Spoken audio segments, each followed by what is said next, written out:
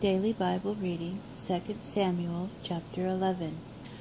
At the turn of the year, the season when kings go out to battle, David sent Joab with his officers and all Israel with him, and they devastated Ammon and besieged Rabbah. David remained in Jerusalem.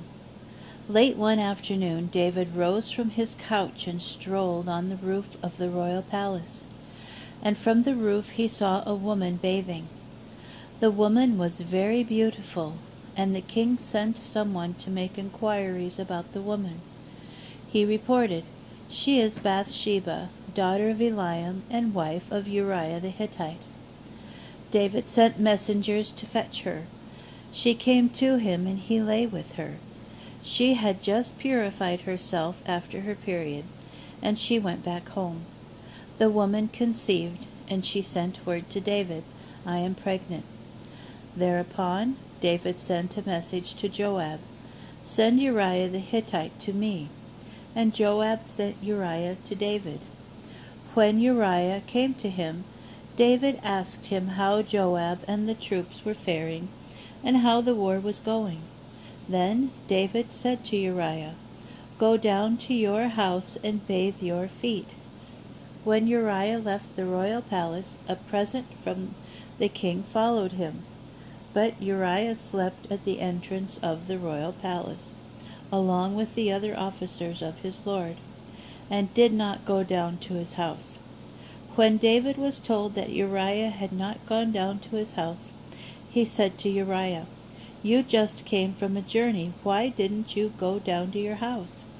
Uriah answered David, "The ark and Israel and Judah are located at Succoth, and my master Joab and your majesty's men are camped in the open. How can I go home and eat and drink and sleep with my wife? As you live by your very life, I will not do this." David said to Uriah, "Stay here today also, and tomorrow I will send you off."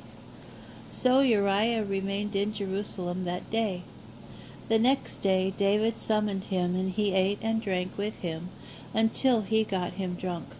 But in the evening Uriah went out to sleep in the same place with his lord's officers. He did not go down to his home. In the morning David wrote a letter to Joab, which he sent with Uriah. He wrote in the letter as follows: "Place Uriah in the front line where the fighting is fiercest, then fall back so that he may be killed." So when Joab was besieging the city, he stationed Uriah at the point where he knew that there were able warriors. The men of the city sallied out and attacked Joab, and some of David's officers among the troops fell. Uriah the Hittite was among those who died. Joab sent a full report of the battle to David. He instructed the messenger as follows: "When you finish reporting to the king all about the battle, the king may get angry and say to you, 'Why did you come so close to the city to attack it? Didn't you know that they would shoot from the wall? Who struck down Abimelech, son of Jerubasheth?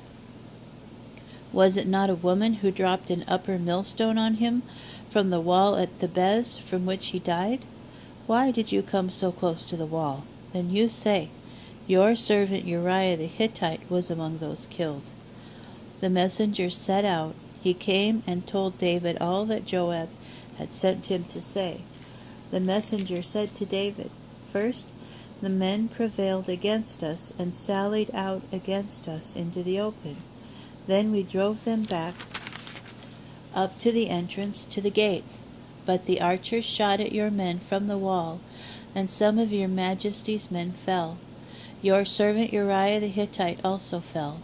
Whereupon David said to the messenger, "Give Joab this message: Do not be distressed about the matter. The sword always takes its toll. Press your attack on the city and destroy it. Encourage him." When Uriah's wife heard that her husband Uriah was dead, she lamented over her husband.